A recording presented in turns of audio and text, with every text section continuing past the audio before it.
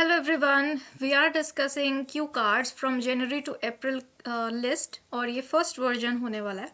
After that इसके बाद शायद सेकेंड वर्जन भी आ सकता है और सीधा फाइनल वर्जन भी आ सकता है, so we are waiting for that one. और उससे पहले हम इस लिस्ट को एक बार कंटिन्यू रखेंगे टिल देन, जब तक कि नई लिस्ट नहीं आ जाती है। तो आज हम फोर्थ क्यू कार्ड डिस्कस करने वाले हैं। इसकी फ्री पीडीएफ आपको मिल सकती है if you contact on the given numbers. तो डिस्कस करते हैं, और बिफोर डिस्कसिंग हमें ये भी जानना होगा कि हम हर एक क्यू कार्ड को कैसे इफेक्टिवली स्ट्रक्चर करें सो दैट हमारा ग्रामेटिकल रेंज में, लेक्सिकल रिसोर्स में, हर एक चीज़ में उसका बैंड स्कोर एटलीस्ट 7 आ सके, so that we need a proper structure. Start हम कर सकते हैं एक जनरल लाइन के साथ। आफ्टर दैट एक कॉम्प्लेक्स स्ट्रक्चर आएगा जिसके साथ हम ऑल्दो वाला एक स्ट्रक्चर इंट्रोड्यूस कर देंगे। टाइम फ्रेम आएगा उसके बाद जिसमें हम it's a matter of couple of months back, weeks back या ईयर्स बैक बोल सकते हैं। इसके बाद हमारा पूरा का पूरा क्यू कार्ड डिस्कस होगा एंड एट द एंड आप इसको कंक्लूड कर सकते हो ऑल इन ऑल के साथ, और दिए हुए नंबर्स पे आप कांटेक्ट करके इसकी पीडीएफ भी ले सकते हो। So let's discuss the fourth Q card. Q card का टॉपिक है describe a uniform you wear और यू वोर एट स्कूल। या तो वो अभी पहनते हो या फिर स्कूल में पहनते हो। तो जो आज हम डिस्कस कर रहे हैं ये स्कूल का एक यूनिफॉर्म है जो हम पहनते थे या मैं पहनती थी। So normally individuals of different spheres of life have to wear various uniforms for the sake of organizational or educational institutes rules. होता ये है कि हम जैसे इंडिविजुअल्स को अलग अलग जगहों पे ऑर्गेनाइजेशन से हो या एजुकेशन से हो उस फील्ड से एक यूनिफॉर्म पहननी पड़ती है। इससे हमने टॉपिक का स्टेटमेंट इंट्रोड्यूस किया। Although there have been less times when I had to wear special costumes or uniforms, I'm going to let you know about my school time when I wore my uniform in my school days. तो चाहे ये बहुत बार नहीं हुआ है कि मुझे कोई स्पेशल कॉस्ट्यूम या कोई यूनिफॉर्म पहननी पड़े, पर मैं अपने स्कूल टाइम वाला वो टाइम बताऊंगा जब मैंने अपनी यूनिफॉर्म्स पहनी थी। During my school years, the uniform I wore was a distinctive emblem of identity.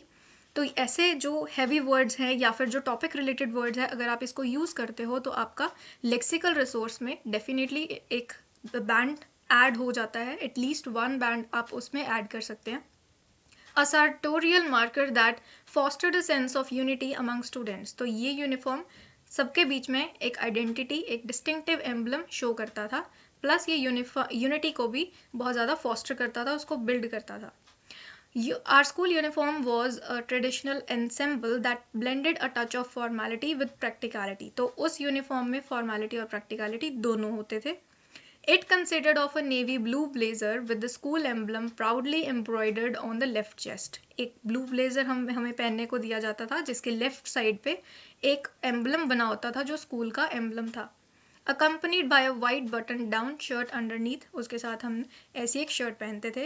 The lower half of the uniform comprised grey trousers or skirts depending on gender, with knee-length navy blue socks completing the ensemble. तो इस ensemble में वो जो grey colour के trousers या skirts थे, और वो ऑब्वियसली जेंडर पे डिपेंड करते थे, प्लस नी लेंथ वाली नेवी ब्लू सॉक्स थी। The uniform was both a visual representation of our educational institution and a unifying factor that transcended individual styles. तो यहाँ पे हमने ये बता दिया कि वो कैसी दिखती थी। The specifications of the uniform were meticulous. Meticulous होता है बहुत ही ज़्यादा बारीक, which were carefully designed down to the last detail, और उसमें हर एक डिटेल बहुत ही क्लियर थी। The blazer had to be worn at all times and the shirt had to be neatly tucked into the trousers or skirt.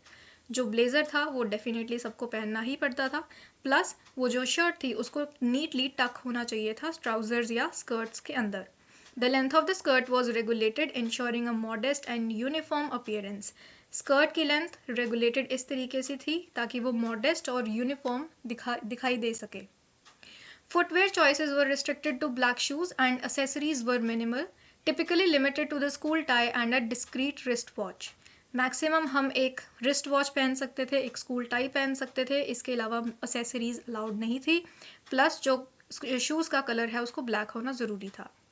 These strict specifications served not only to maintain a sense of order but also to cultivate a spirit of equality among students. तो ये जो strict specifications थी, इसका maintain होना ना कि सिर्फ order के लिए था, पर एक इक्वालिटी दिखाने के लिए भी ज़रूरी था। The school uniform symbolised a variety of principles, उसके बहुत सारे प्रिंसिपल्स थे। Firstly, it fostered a sense of belonging and pride in being part of a larger educational community. पहला, ये हम सबको एक sense of belonging, एक pride देने के लिए use किया जाता था। Being part of, the embroidered emblem on the blazer was a symbol of our shared identity, representing the values and ethos of our school. तो जो एम्बलम हमारे ब्लेजर पे था उसके साथ हम अपनी आइडेंटिटी शो करते थे, प्लस जो वैल्यूज़ हमारा स्कूल हमें देता था उसको भी रिप्रेजेंटेशन इससे किया जाता था। It also eliminated visual distinctions based on socio-economic backgrounds, as every student wore the same uniform, fostering an environment where individual worth was measured by character and achievements rather than external appearances. तो इसके साथ हम कोई भी visual distinction को बढ़ावा नहीं दे रहे थे, ना ही वो socio-economic backgrounds से होता था। इससे हम सभी एक एनवायरनमेंट में होते थे जिसका कैरेक्टर या उसकी अचीवमेंट से एक्चुअली मेजरमेंट होती थी, ना कि उसके सोशियो इकोनॉमिक बैकग्राउंड से। Beyond its symbolic representation, the uniform instilled a sense of discipline and responsibility. Symbolic representation के साथ साथ यूनिफॉर्म में एक डिसिप्लिन और रिस्पॉन्सिबिलिटी दिखाई देती थी। The adherence to a dress code taught us the importance of following rules and regulations. तो जो हमारा ड्रेस कोड था उसको देख के चलना, उसके साथ चलना, एक रूल और रेगुलेशन के अंदर बांध के रखना दिखाई देता था। A lesson that extended beyond the school gates. It prepared us for future scenarios where conformity to certain standards is essential, such as in professional environments. तो इसमें ये भी दिखाया जाता था कि जो फ्यूचर सिनेरियोज है उसमें हम कैसे अपने आप को या अपने स्टैंडर्ड्स को मेंटेन कर पाएंगे। Moreover, the uniform eliminated the distractions that can arise from sartorial choices. Uniform में कोई भी distractions नहीं दिखाई जाती थी। By removing the focus on clothing, the school aimed to create an environment where attention was directed towards academic pursuits, personal development, and the cultivation of lifelong skills. तो इस focus पे, इस क्लोथिंग के focus पे यही दिखाया जाता था कि जो एनवायरनमेंट है वो अकेडमिक परसूट्स की तरफ हो, पर्सनल डेवलपमेंट की तरफ हो और लाइफ लॉन्ग स्किल्स बनाने की तरफ हो। It was a visual equalizer emphasizing that within the walls of the school, we were all part of a shared journey toward knowledge and growth. ये एक ऐसा विजुअल इक्वलाइजर था जिसमें ये दिखा सके कि स्कूल की विद इन वॉल्स में, वॉल्स के अंदर हम एक शेयर्ड जर्नी ले रहे हैं नॉलेज की और ग्रोथ की। In retrospect, the school uniform was more than just a dress code. It was a symbol of unity, discipline and identity. तो ओवरऑल हमने जो ऊपर बातें की उसको हमने कंक्लूड कर दिया यहाँ पे। It transcended the realm of fashion, serving as a tangible reminder of the values and principles that underpinned our educational institution. तो यहाँ पे हमारा एक realm of fashion दिखाई देता था जिसमें एक ऐसा रिमाइंडर छुपा हुआ था कि वैल्यूज एंड प्रिंसिपल्स को कभी भी नहीं भूलना है। The memories associated with dawning that uniform remain etched in my mind. उस यूनिफॉर्म को लेके मेरे जो मेमोरीज हैं वो अभी तक एच्ड है, मेरे दिमाग में है।